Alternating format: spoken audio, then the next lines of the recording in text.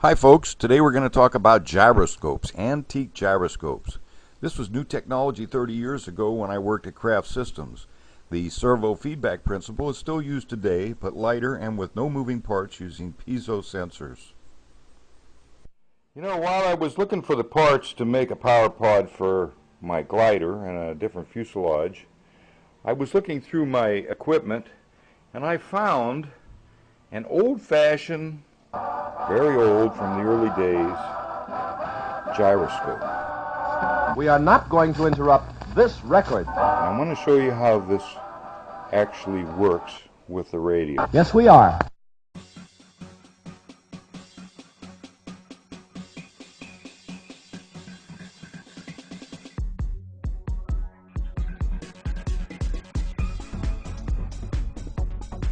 If you don't know how the gyroscope works or what it is, take a look at my Blade 400.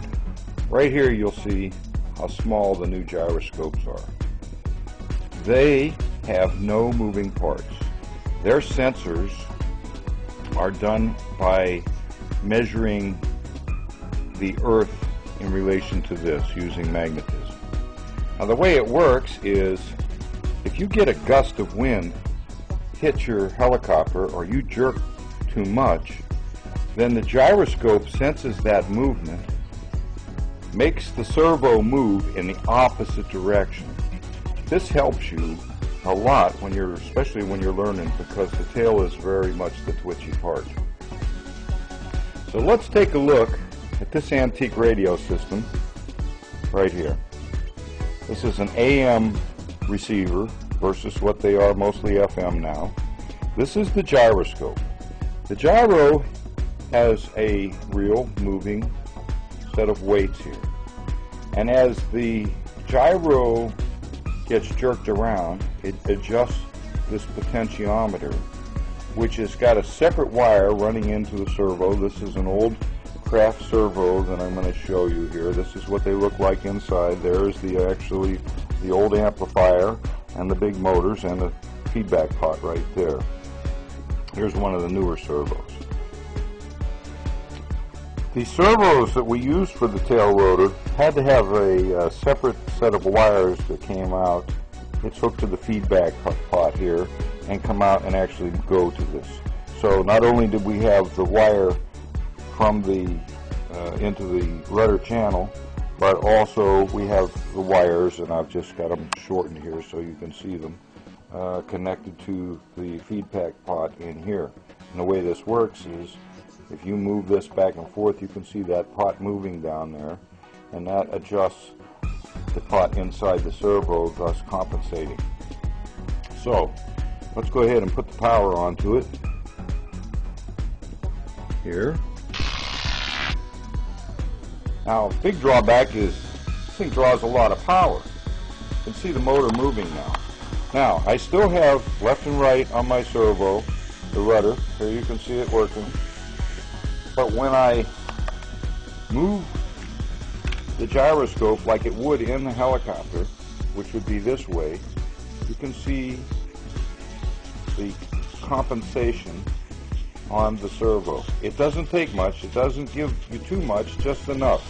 And when you adjust the gain on your servos like these, you'll see that that will move more or less on the servos.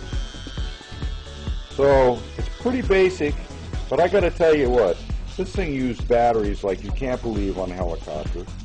20 years ago we didn't have LiPo batteries. This is very heavy in comparison to the gyros today. In fact, the 4 screws in this old Craft servo here is probably more heavier than this whole servo itself. There's a newer version servo. We can go ahead and plug this in right now too.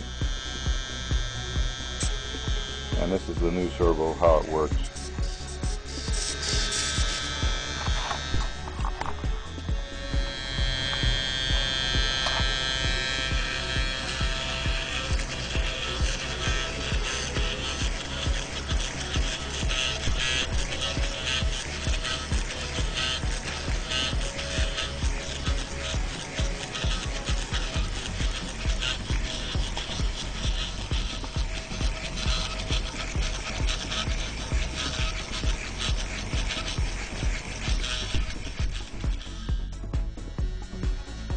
Well, we've come a long way since the days of the early equipment, and this old-fashioned gyroscope for helicopters was really super modern technology at the time.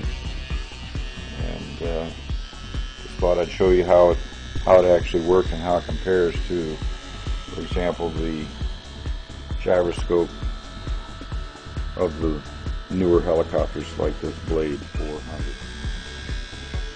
So that's it. I hope you enjoyed this little history lesson and give you an idea how things were in the old days.